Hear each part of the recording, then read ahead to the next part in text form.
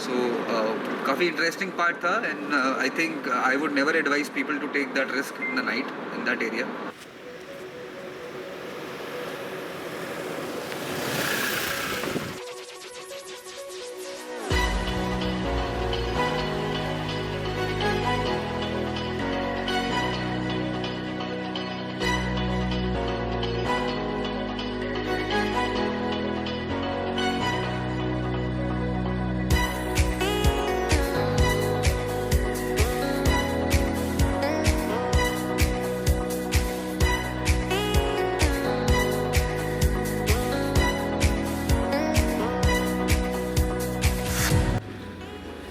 Hi friends, good morning, welcome to Karwan. और मैं हूं अभिषेक अवस्थी और इस बार हम लेके आए हैं आपके लिए Toyota Fortuner 2.8।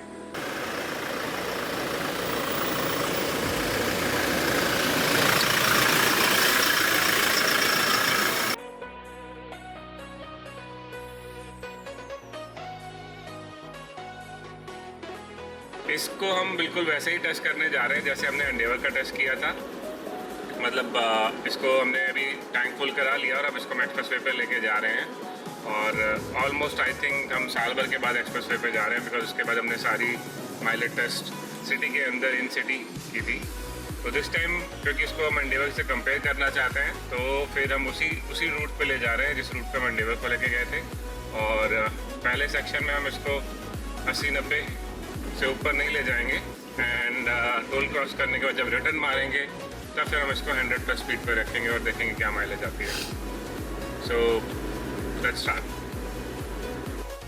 Now it's not a true apple-to-apple comparison, as Endeavour was a 3.2-liter engine with four-wheel drive system, and this one is 2.8-liter diesel engine with two-wheel drive automatic system.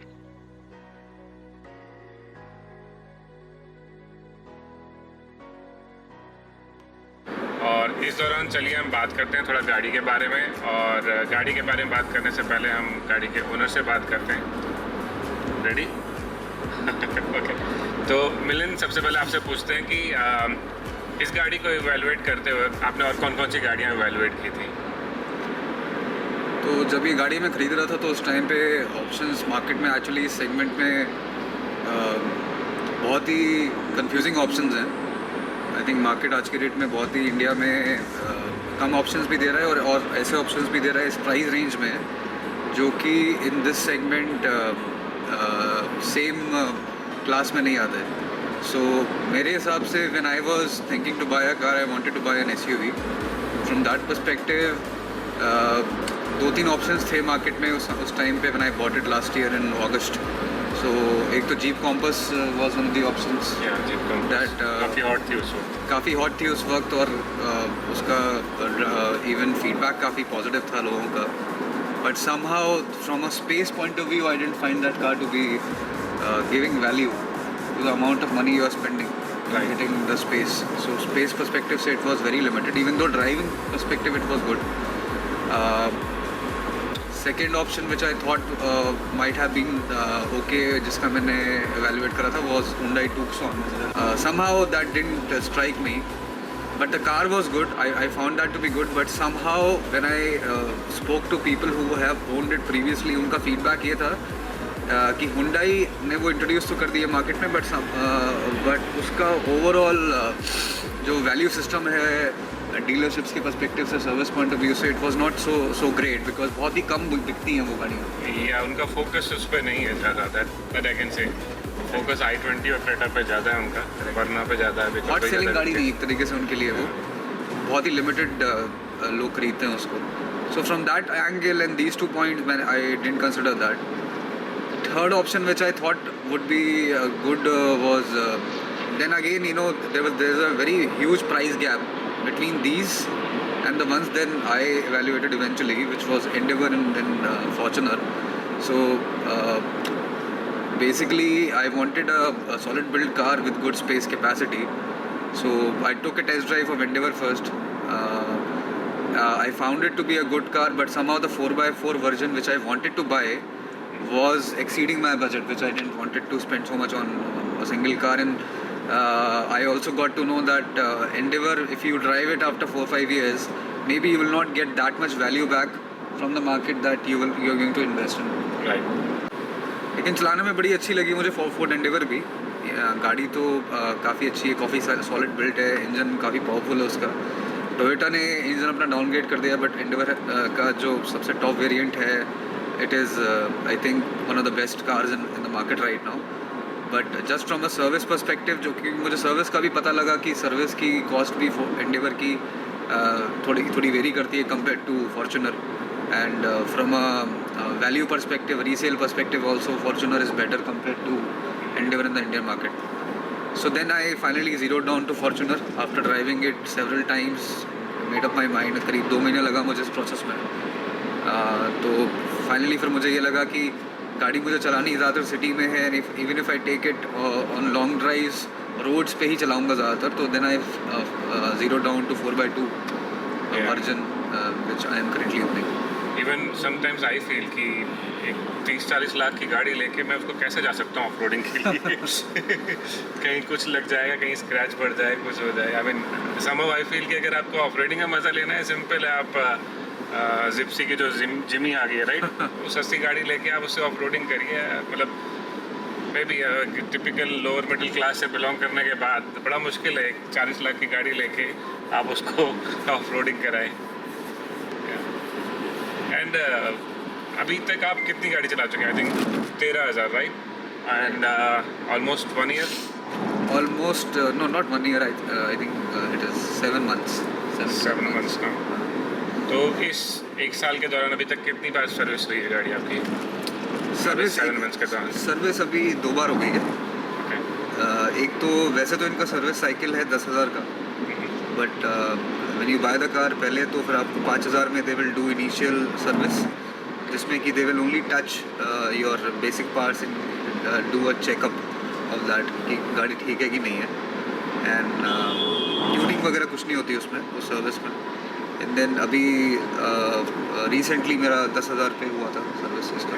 तो उसके बाद अब इनका cycle क्या है? मतलब हर 10,000 kilometre पे या हर 6,000 किलोमीटर पे? एवरी 10,000 और 1 साल वाला। इसका इंजन और इनोवा क्रिस्टा जो नई वाली आई है, दोनों का इंजन सेम है। तो this is 2.8 litre diesel automatic, and same engine आपका इनोवा क्रिस्टा में भी आता है। And only difference between this and that कि इसका टॉर्क ज़्यादा है compare to that Innova Crysta. But हाँ, इनोवा क्रिस्टा इससे वेट में थोड़ी हल्की है, तो पावर टू वेट रेशियो वहाँ पे आपको अच्छा मिलता है, और उसके मुकाबले इसका पावर टू वेट रेशियो थोड़ा कम है। बट ऐसा नहीं है कि आपको फील होगा कि बहुत कम पावर है। 2.8 लीटर काफ़ी बड़ा इंजन है, यू हैव एडिक्वेट पावर है। मिलिंद, तो फिर आप पिछले 7 महीने में 13,000 किलोमीटर में आपने इसको कहाँ कहाँ चलाया है? क्या सिटी से बाहर लॉन्ग ड्राइव पे भी लेके गए हैं, और कैसा रहा आपका? आप कैसा फीडबैक देना चाहेंगे as a owner after 7 months? So just to give my perspective on that कि कितना मैंने इसको चला लिया है अभी। एक और मेरे को चीज़ लगी कि काफ़ी टाइम से ना इंडिया में हमें ये आज की डेट में ये एटलीस्ट बेनिफिट है कि हम अगर कहीं से भी, फॉर एग्जांपल नॉर्थ में अगर हम दिल्ली से निकल जाते हैं बाहर, so we have a lot of options to test the car and take it on long route, जो कि पहले ऑप्शन इतने नहीं थे। अब जैसे कि लखनऊ हो गया फ्रॉम दिल्ली, पहले the destination to Agra and after Agra there was no option to drive it on a expressway sort of road. Right. अभी वो option आ गया है। So from that perspective I think when I bought the car मैंने ये सोचा नहीं था कि मैं कितना इसको चलाऊंगा, बट ये तो था प्लान में कि कम से कम there will be 3 or 4 trips which will be longer ones, more than 1,500 in a year. But अभी 7 महीने में I have done 2 such trips. सो एक तो मैंने करा था, अभी राजस्थान कवर करा था अभी last year in close to October में, when I went to Ranthambore and also covered part of Jaisalmer after Ranthambore. So that was nice, even the road was not great. Agra के बाद the route is not so great, but फिर भी जो overall मेरे को I didn't feel tired as such after even driving the car for close to 700 a day in that journey. तो थकान नहीं महसूस हो रही थी ऐसी कोई। And I think second biggest trip which I have taken recently, this is very recently, is in December. around New Year when I went to Bhutan. So I and my cousin, we both are road lovers, so we like exploring and we like going to all these places. Delhi to Bhutan काफ़ी लंबा route रहा, कितना kilometre था one way? So total, so one way it is close to 1800. Total it was around 3600, including close to 300 kilometers within Bhutan. तो 3300 करीब आप assume कर सकते हो कि टोटल है to and fro till Bhutan border from India. बट वहाँ पे कुछ नक्सलाइट्स, बीच में नक्सलाइट्स एरिया भी पड़ा आपको, राइट? हाँ करेक्ट. सो वो इंटरेस्टिंग पार्ट था जर्नी का काफ़ी, क्योंकि हम दो लोग थे and then we were driving in that area after when you cross Bihar and when you are about to enter West Bengal. वो बॉर्डर का एरिया है which neither of Bihar and West Bengal police manage. That area is that stretches close to around 140 kilometers. And it was interesting because we were driving around 11 in the night और वहाँ पे there was no one around. ना तो कोई restaurants थे, ना petrol pump था, ढाबा भी नहीं था छोटा, लोग भी नहीं दिख रहे थे. और कहीं पे भी आप हर 10 किलोमीटर या 15 किलोमीटर की रेंज में आपको बस एक आध बोर्ड दिखता है उस रूट पे जहाँ पे लिखा होगा आदिवासी गाँव. So काफ़ी इंटरेस्टिंग पार्ट था and I think I would never advise people to take that risk in the night in that area. I think we could do it because we were only two people and we thought we don't want to stay in Bihar.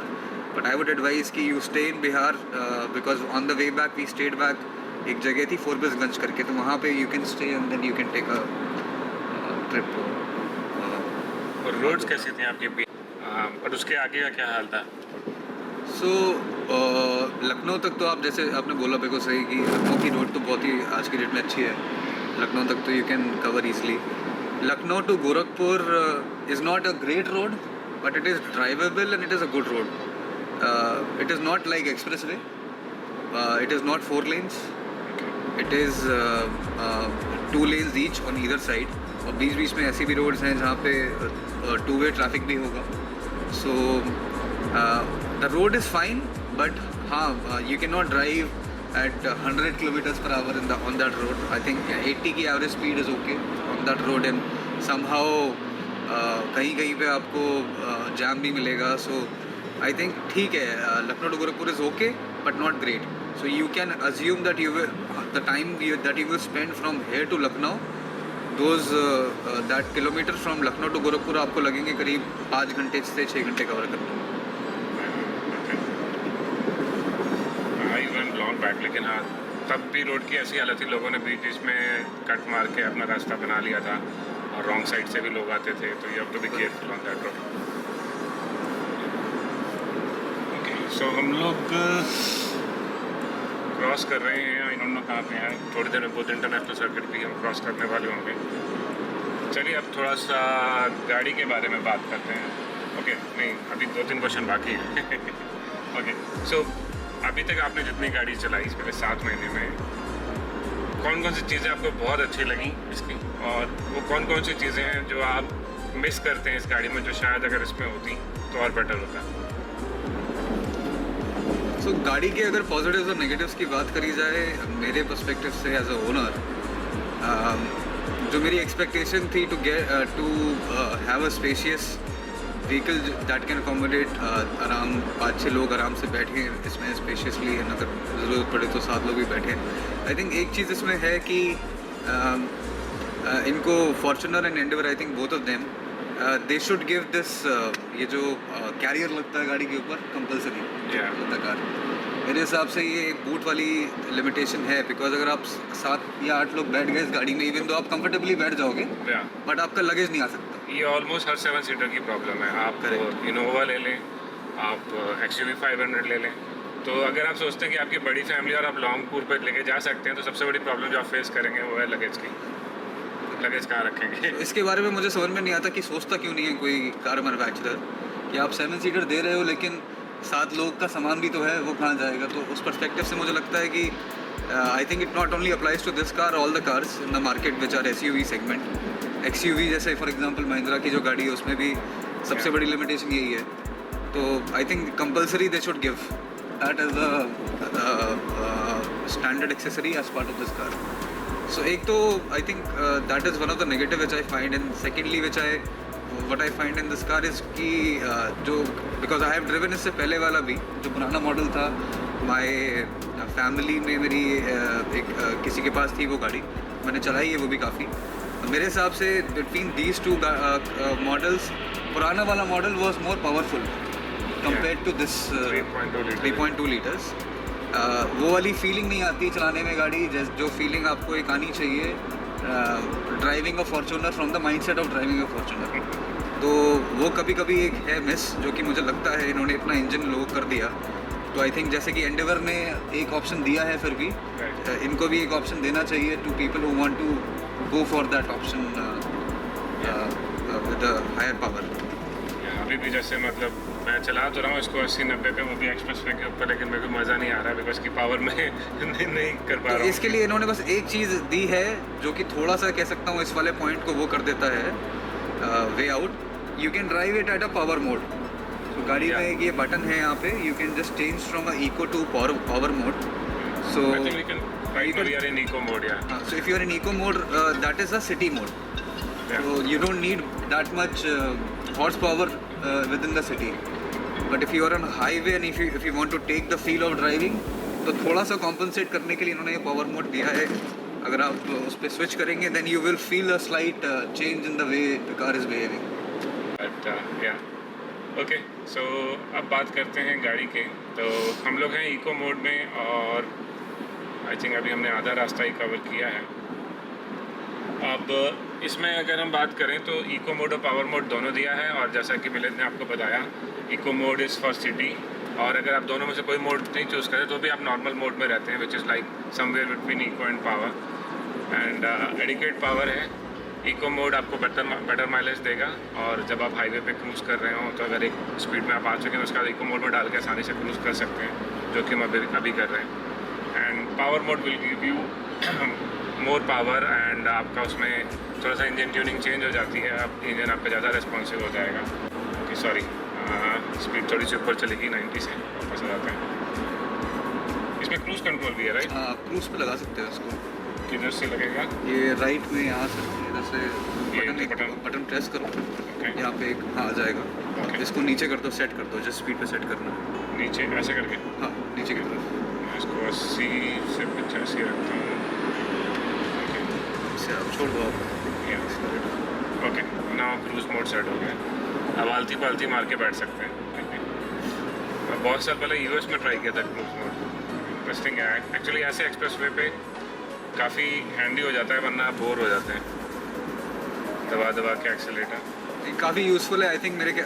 मुझे लगता है कि काफ़ी लोगों को कि गाड़ी में ये फीचर होता है, बट फिर भी वो शायद यूज़ नहीं करते क्योंकि इसकी अवेयरनेस कम है।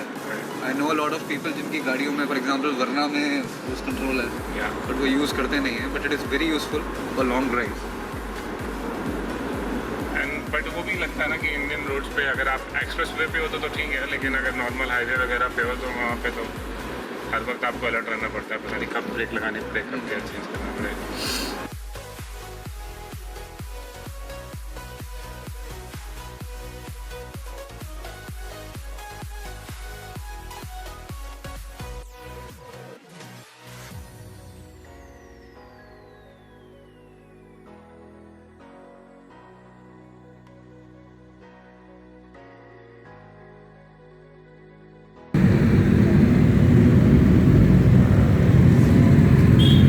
Ninja 1000.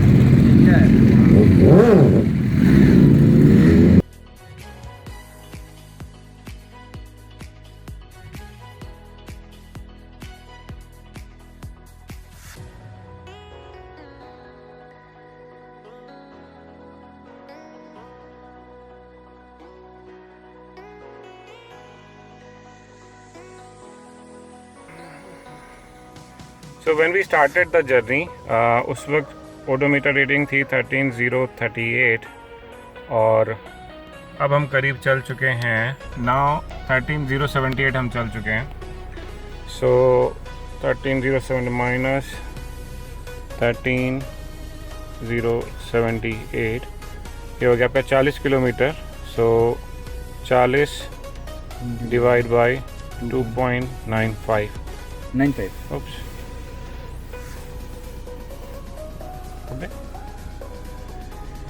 995। सो हमें 13.5 की माइलेज मिली है, जो अगेन काफ़ी अच्छी है इस गाड़ी के साइज़ के हिसाब से। और अगर मैं इसको एंडेवर की माइलेज से कंपेयर करूं तो एंडेवर मुझे याद है जब हमने चलाई थी 80-90 पे तो हमें करीब 11.7 की माइलेज आई थी। और ये रही स्लिप, हमने 2.95 फ्यूल भरवाया। चलिए अब हम इसको वापस ज़ीरो रीसेट करेंगे। इसको एक बार नोट कर लेते हैं 1378, बिकॉज इसका ट्रिप मीटर मुझे समझ में नहीं आ रहा कहाँ से आएगा। सो ओडोमीटर रीडिंग इज़ 13,078 किलोमीटर। और अब हम इसको वापस लेके जाएंगे और इस बार हम इसको 100 से ऊपर रखेंगे और इस बार मैं इसका शिफ्ट गियर का भी एंजॉय करूँगा। चलिए